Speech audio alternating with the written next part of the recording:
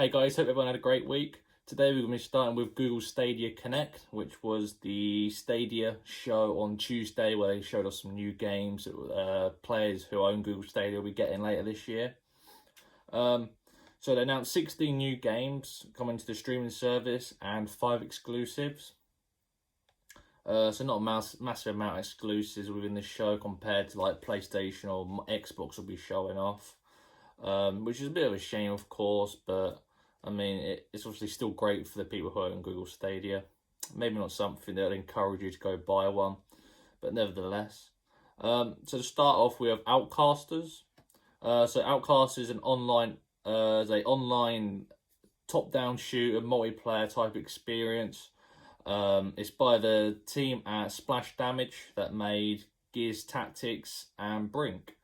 So obviously Gears Tactics is a game that came out not so long ago, which was the Gears of War franchise, where it's like top-down, tactical based like XCOM. And obviously Brink was always a strange game to me. It was on last gen.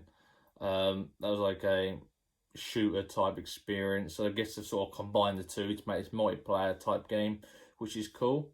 We also had Orcs Must Die 3, which is another exclusive that's actually available now. So it's obviously a game that's been showing off quite a bit recently during these sort of shows they've been putting on.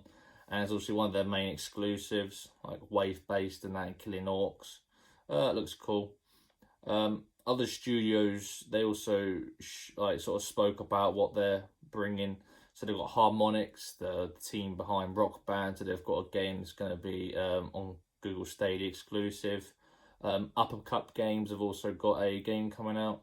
And as well as Supermassive, who brought Until Dawn to PlayStation, they've also got a game that's coming exclusively to Google Stadia, which is quite interesting actually, because they're quite a big studio.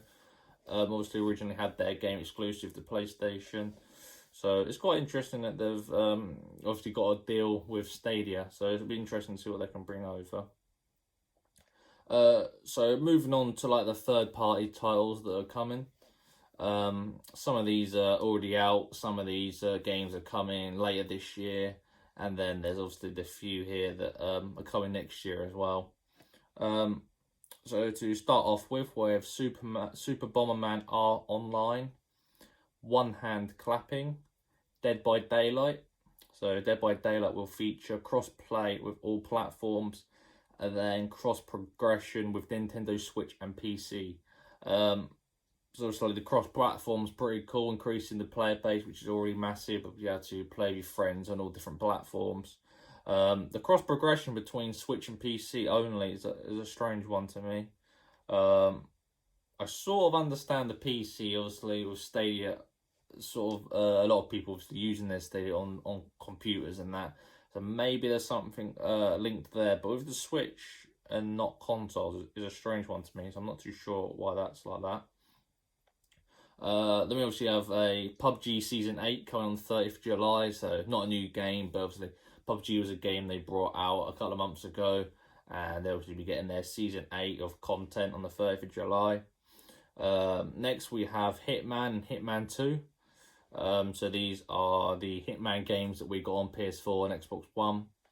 So they'll be arriving on the 1st of September of this year, as well as Hitman 3, which will be coming on in January next year, alongside the console launch. So if they stick to that, it'll also be on Google Stadia as well at the same time, which is cool. So next up we have Serious Sam 4. So I'm not too familiar on Serious Sam, but when I did see the trailer and the gameplay, it did look pretty cool.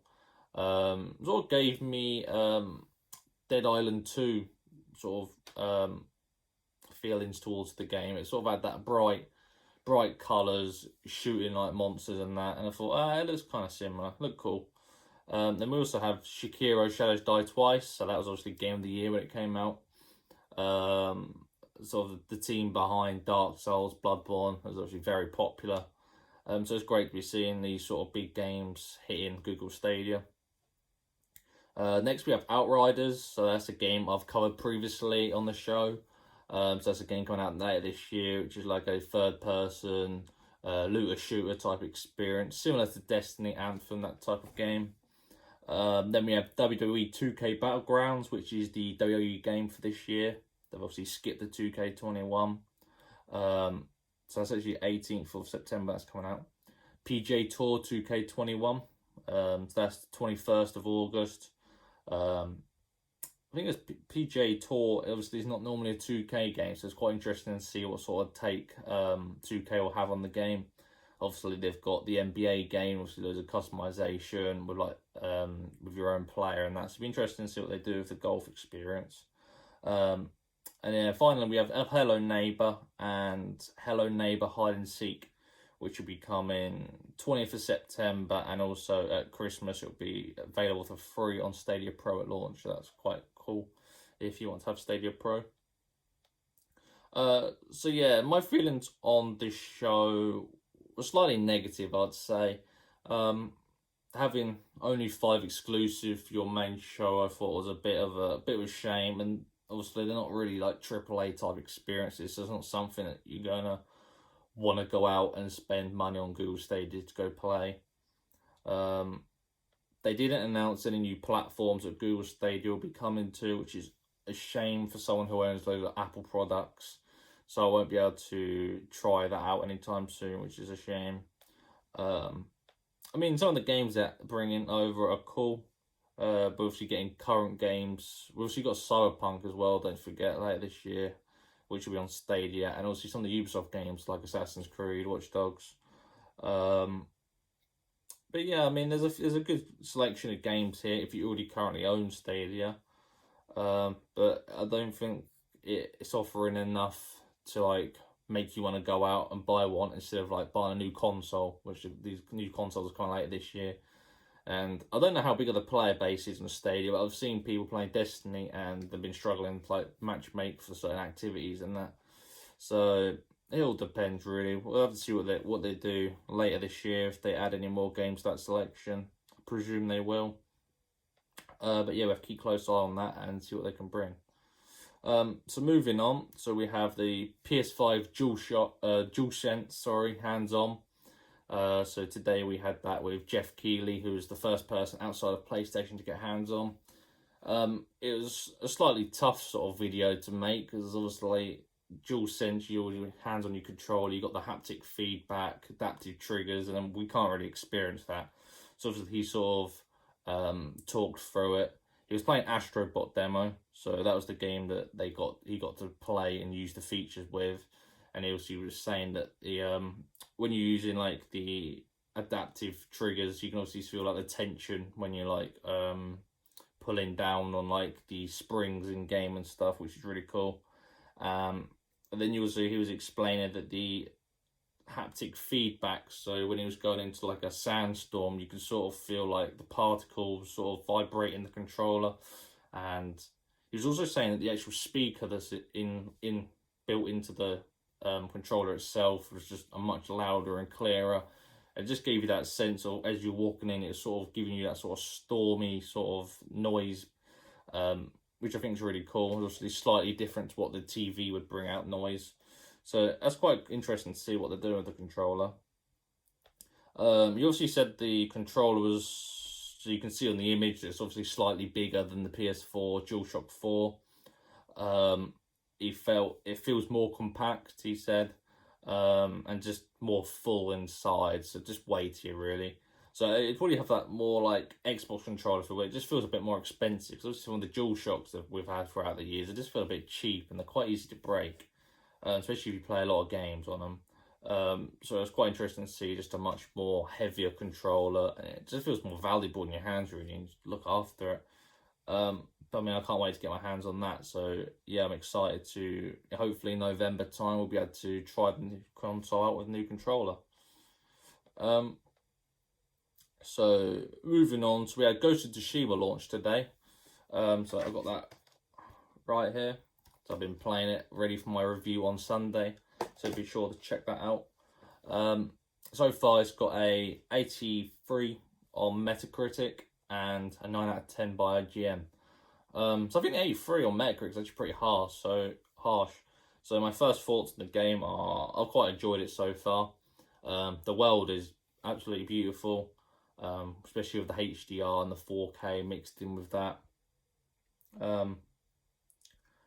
without any sort of spoilers towards the story and the side activities are really engaging. So you have these side quests that you can go do, and there's like, so the one I'm doing now has got 9 parts to it. And yeah, they're not just they're not just boring sort of missions. They've got a really cool compact story, and I'm enjoying that so far. And I definitely say it's one of the best PS4 games, like visually looking out there. So it's cool to see the PS4 offer one last big exclusive before we move over to the PS5. So moving on to the deals of the week, we have Far Cry 5 on PlayStation, which is $6.99, very cheap. This is off the Ubisoft 4. We had Far Cry 6. I've actually done this deal for Far Cry 5, so you can try that out. So you're saving a total of 86%, which is really good. Next we have on the Epic Games Store, we have the Ubisoft Forward Sale. So you can pick up Ghost Recon Breakpoint at £16.49. So this has actually recently got the AI teammates update this week. So that launched, so you can actually get 3 other teammates while playing a game that AI controlled. Which is what Ghost Recon Wildlands had. It's really cool. You can customize your characters, you can make them act or react the same way you do, stealth or go guns blazing. It's also got some free updates coming soon with more DLC, so I mean it's a great time to pick up the game pretty cheap and try it out. It's packed with content already, story missions, raids, multiplayer and stuff. So be sure to check that out and maybe give that a purchase for the weekend. And then finally we have some events for next week. So on the Wednesday we have the first gameplay reveal of Mafia Definitive Edition. So this is Mafia 1 being remastered on the Mafia 3 engine. So that reveals at 4 PM British Standard Time. So be sure to check that out if you're interested. So you'll be able to watch that, I'm sure, on Twitch or YouTube. And then we have the big one, the Xbox Game Showcase on Thursday at 5 PM. So this will be all first-party Xbox games we'll be seeing at launch and next year. So we've already been confirmed we'll get Halo gameplay of Halo Infinite. So I look forward to that, and I'll be definitely doing like a coverage on how I did PlayStation. So I'll do a special video on the Friday covering all the games involved, details and like extra explanations of what we might have seen that weren't actually told in the show.